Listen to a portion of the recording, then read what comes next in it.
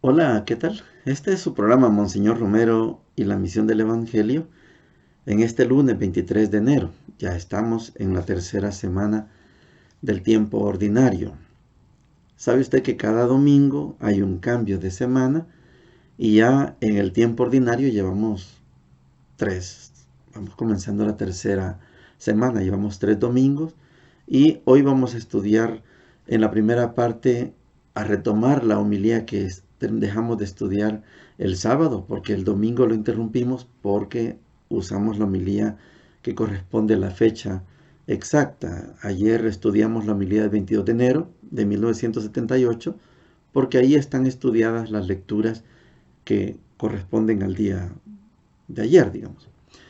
Hoy volvemos a retomar las lecturas de Monseñor Romero, las de la homilía, y hemos dicho que en esta homilía de Monseñor Romero del 9 de diciembre de 1979, él tituló esa homilía Dios viene a salvar en la historia de los hombres y con la colaboración de los hombres. Monseñor es hijo de su tiempo y por lo tanto no le podemos pedir que use el lenguaje de género. Todavía no estaba esa exigencia, ¿verdad? Que hoy sí la tenemos. Hoy estamos llamados a usar el lenguaje de género, la equidad de género. Podemos decir hombres y mujeres. En aquel tiempo de Monseñor todavía no estaba tan fuerte esto. Por eso él dice, Dios viene a salvar en la historia de los hombres y con la colaboración de los hombres.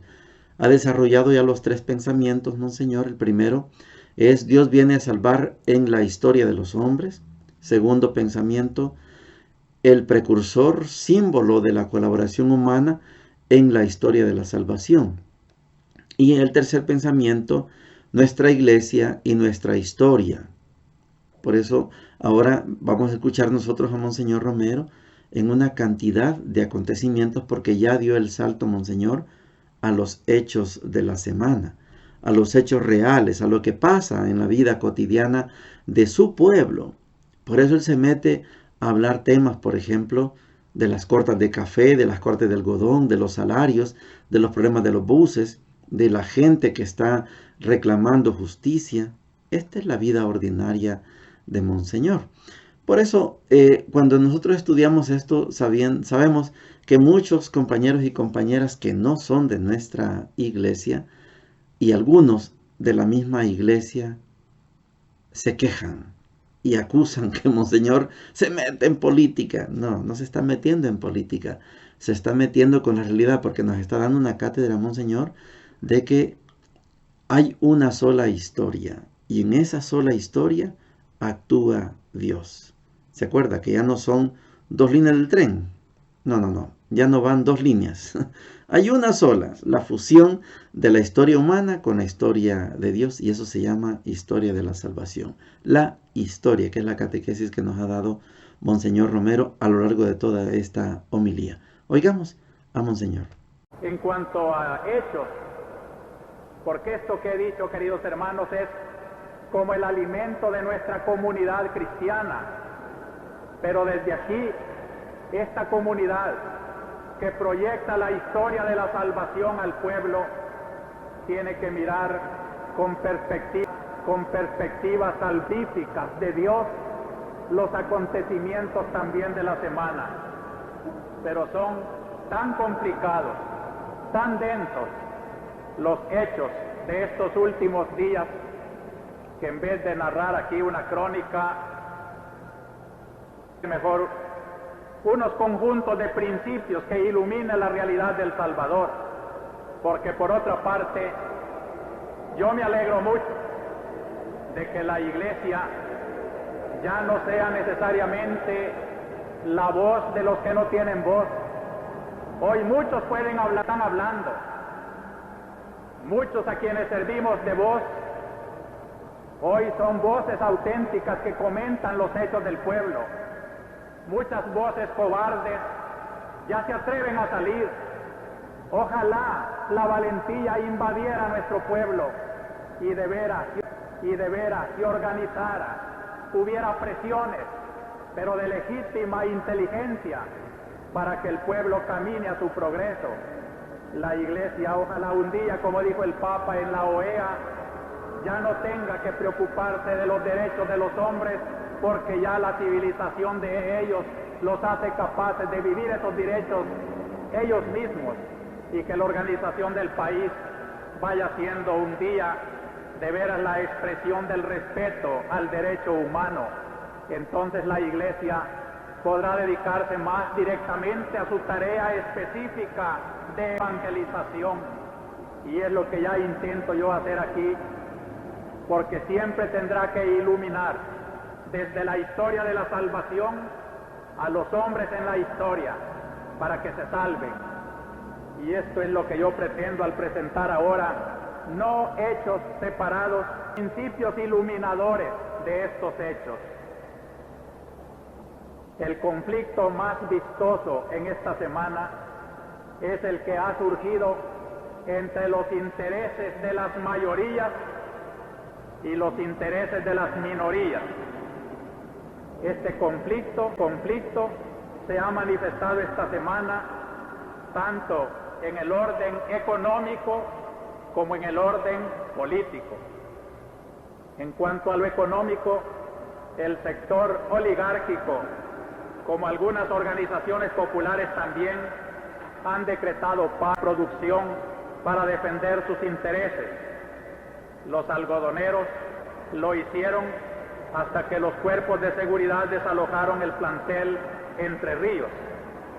Entre paréntesis quiero decir que la intervención que se suplicó a la Iglesia en esta ocupación de Entre Ríos no tenía otra finalidad que colaborar a una solución pacífica, a evitar violencias sangrientas, y gracias a Dios algo pudo hacer la Iglesia en este sentido.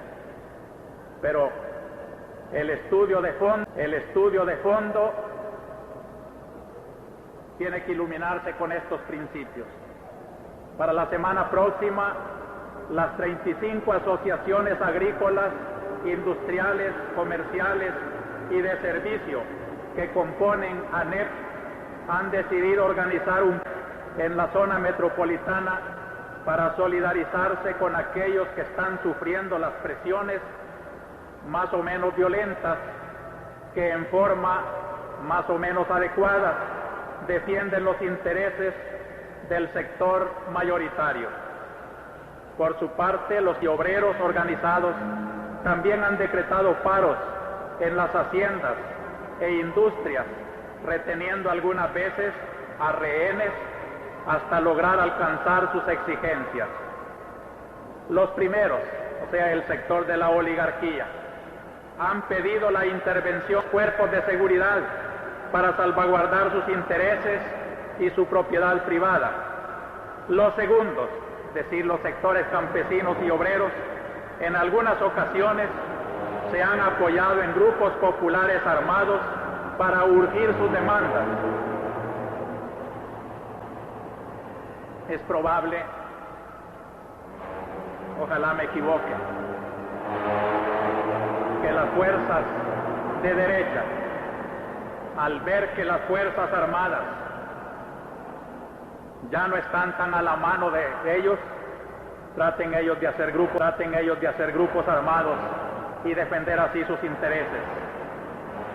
Ciertas hojas y campañas en los barrios elegantes indican algo de este peligro de la fuerza armada de la derecha.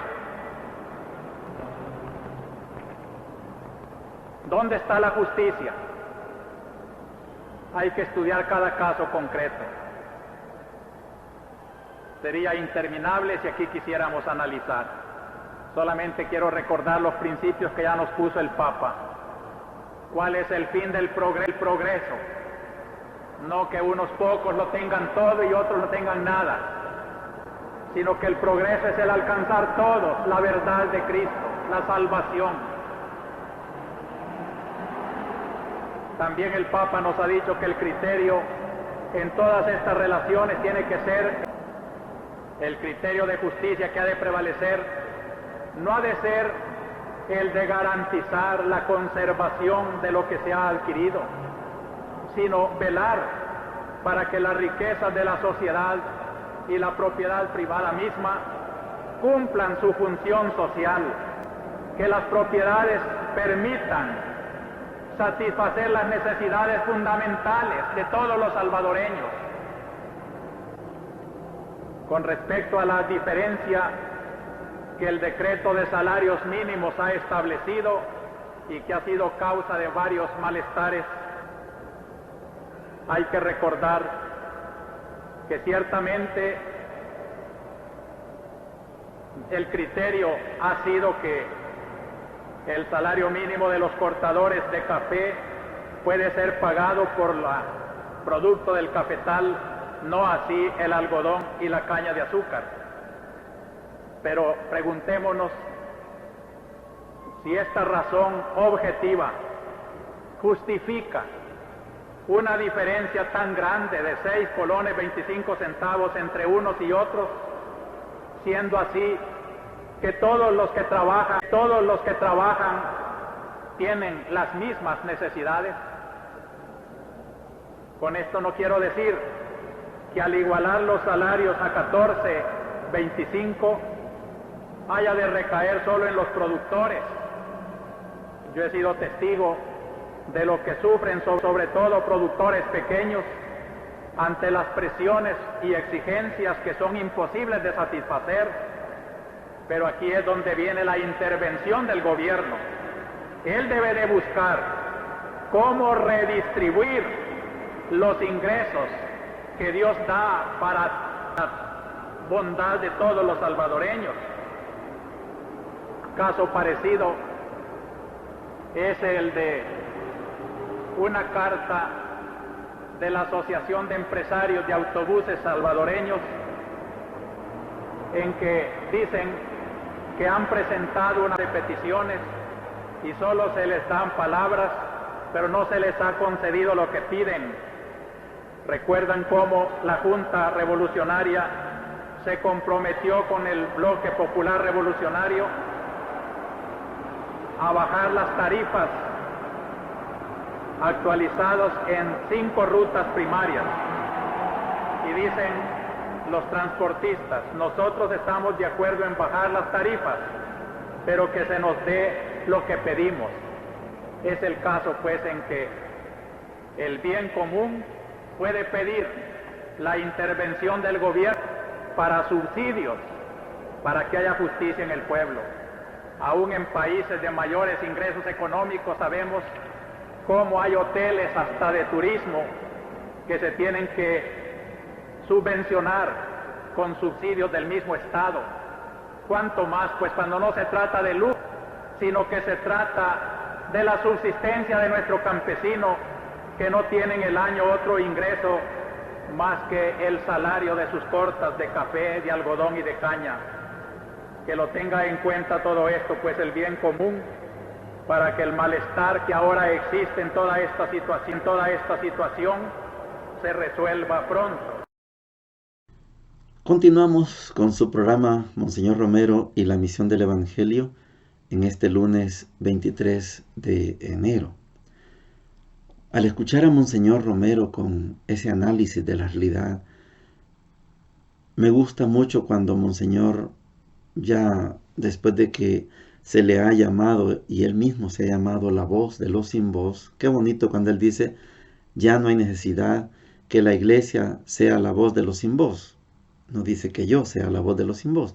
Qué bonito que ya Monseñor Romero va descargando en la gente, en el pueblo, la voz, que el pueblo tome su voz. Este fue uno de los mensajes que nos dejó Ignacio Yacuría, que el pueblo haga oír su voz. Y este es un proceso. Y poco a poco, Monseñor Romero fue dejando de ser la voz, pero mientras hubo necesidad de ser la voz, él se hizo cargo. Y esto en la teología se llama hacerse cargo de la realidad, cargar con la realidad, ocuparse de la realidad. Pero hay un momento en que la iglesia es un paraíso soñado, cuando ya la iglesia dice, bueno, ahora la iglesia se puede ir apartando un poquito y ya puede irse dedicando a lo específico de la evangelización, dice Monseñor Romero. y porque ya el pueblo está tomando las riendas, él solo está tomando ya su compromiso, su deber. Bueno, esto no siempre se cumple, pero mientras se cumpla, la iglesia tiene que asumir ese trabajo. Es un hecho que la iglesia debe ser en momentos fuertes la voz de los sin voz, pero después, poco a poco, la iglesia debe ir luchando porque la gente tenga su propia voz. De esto nos acaba de hablar Monseñor Romero. Hoy nos vamos a ir a las lecturas. Hoy, como es lunes 23, es lunes de la tercera semana del tiempo ordinario, vamos a continuar con la carta a los hebreos, ese documento, homilía, tratado a los hebreos.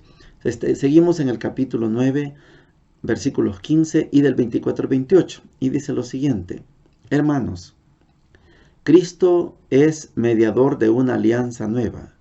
En ella ha habido una muerte que ha redimido de los pecados cometidos durante la primera alianza. Y así los llamados pueden recibir las promesas o la promesa de la herencia eterna. Pues Cristo ha entrado no en un santuario construido por hombres, imagen del auténtico, sino en el mismo cielo para ponerse ante Dios, intercediendo por nosotros. Tampoco se ofrece a sí mismo muchas veces como el sumo sacerdote, que entraba en el santuario todos los años y ofrecía sangre ajena. Si hubiera sido así, tendría que haber padecido muchas veces desde el principio del mundo. De hecho, Él se ha manifestado una sola vez al final de la historia para destruir el pecado con el sacrificio de sí mismo. Por cuanto el destino de los hombres es morir una sola vez y después de la muerte el juicio. De la misma manera, Cristo se ha ofrecido una sola vez para quitar los pecados de todos. La segunda vez aparecerá sin ninguna relación al pecado, a los que lo esperan para salvarlos. Palabra de Dios. Te alabamos, Señor.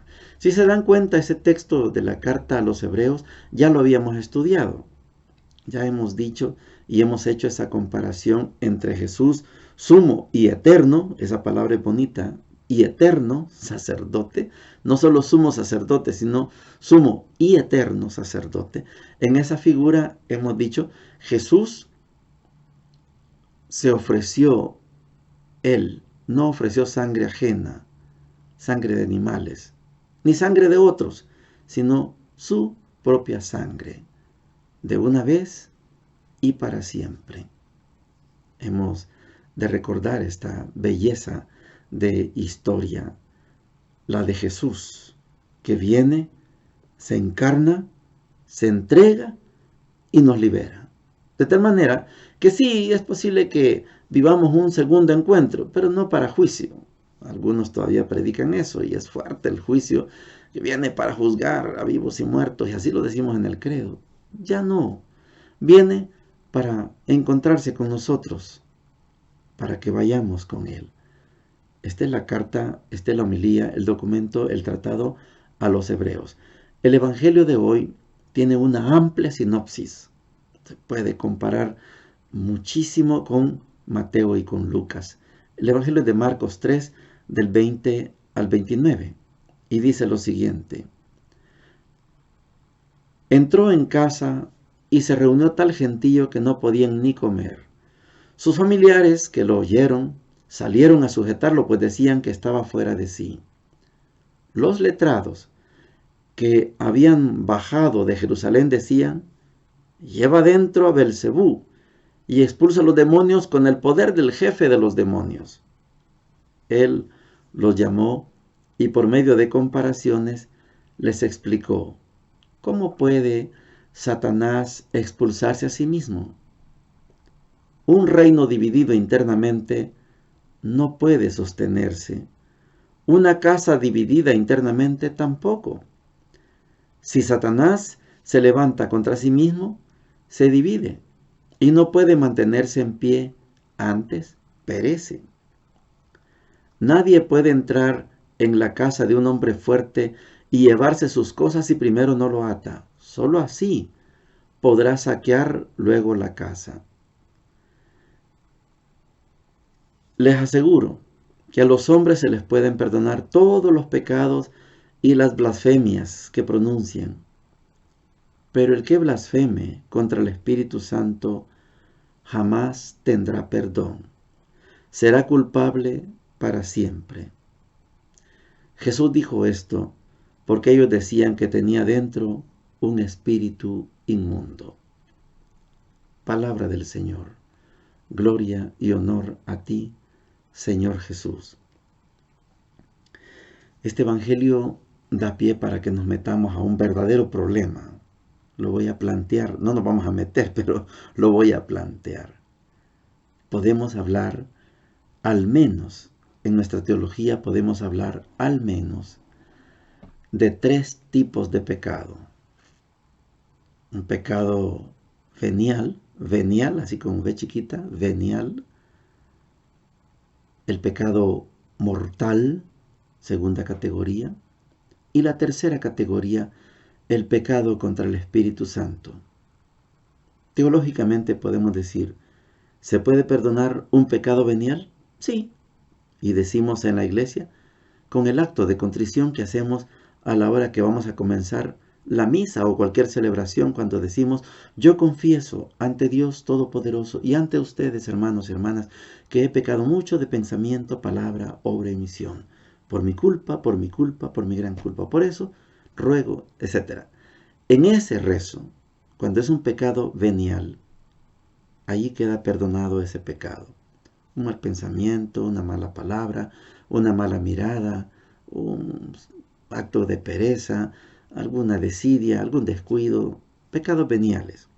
Bueno, pecado mortal, los que están en la lista de los 10 mandamientos, y mejor si todavía en el Sermón de la Montaña, Mateo 5, 6 y 7, ustedes oyeron que se les dijo, yo les digo, bueno, es un pecado mortal. Y el pecado contra el Espíritu Santo, entonces ese no se perdona. El pecado mortal, usted va a la confesión para los católicos, o a lo mejor usted con un acto en alguna vigilia, usted puede clamar a Dios con todo su corazón y su pecado mortal y venial queda perdonado. El que no se perdona es el pecado contra el Espíritu Santo. ¿Se acuerda aquel pasaje cuando le preguntan a Jesús si es lícito o no pagar el impuesto al César? Y Jesús les dice, tráiganme una moneda. En esa moneda les dice, ¿de quién es esta imagen? Del César. Les dice, pues, denga al César lo que es del César y a Dios lo que es de Dios. El pecado contra el Espíritu Santo es atribuirle al demonio lo que es de Dios. Atribuirle al César lo que es de Dios. Es decir, el pecado mortal, el pecado que no se perdona, es ese pecado que estamos leyendo hoy en el Evangelio. Jesús expulsa a los demonios con el poder de Belcebú, el príncipe de los demonios. Y Jesús se ríe, como me río yo. ¿Cómo puede un reino dividido permanecer intacto? No puede. Se divide, se muere. Fíjese que en las comparaciones en Mateo, quiero que hagamos la diferencia. En Marcos, los que están al acecho son los letrados. Fíjese que en Mateo dice los fariseos. Al oírlo dijeron, este expulsa demonios con el poder de Belcebú, jefe de los demonios. Lucas dice, pero algunos dijeron, a mí me encanta mucho Lucas, que deja las cosas indeterminadas. Algunos, no se sabe quién. Mateo dice fariseos, Marcos dice letrados y Lucas dice algunos. La pregunta ante esto es, ¿puede el demonio expulsar al demonio? No. El demonio solo lo puede expulsar Dios. Fíjese que el tema, como les decía, solo lo vamos a dejar planteado, porque sucede que aquí tenemos un tema para más, ¿cuánto tiempo? Para no sé cuántas horas para poder hablar, pero como yo quiero que dejemos planteado el problema, fíjense qué bonito es tomar conciencia de lo siguiente. ¿Usted quiere que su casa y su familia tenga bendición? Invite a Dios.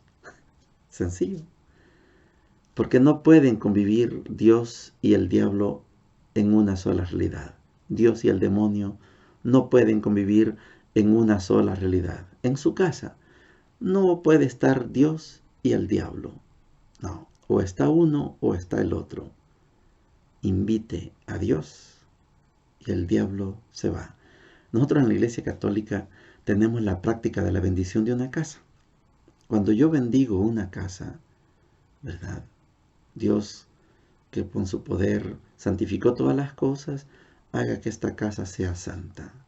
Y rezamos un Padre Nuestro y cantamos bendito, bendito, y rociamos el agua bendita. En ese momento, en esa casa solo vive Dios. El diablo no puede estar ahí, el demonio no puede estar ahí, pero hay que creerlo. Invitemos a Dios y veremos que el diablo no vive en ninguna casa. Invitemos a Dios. Es práctico. El problema, yo les digo, solo lo dejamos planteado. Es muy amplio, es teología de muchos años, de muchos siglos, pero yo lo simplifico de esta manera. No puede vivir el diablo junto con Dios. Dios expulsa, Dios manda a dormir, manda a sacar al demonio. Solamente vive Dios. Suscríbase a su canal Monseñor Romero y la Misión del Evangelio y hagamos que este programa llegue a otras personas. Bendiciones para todos y para todas.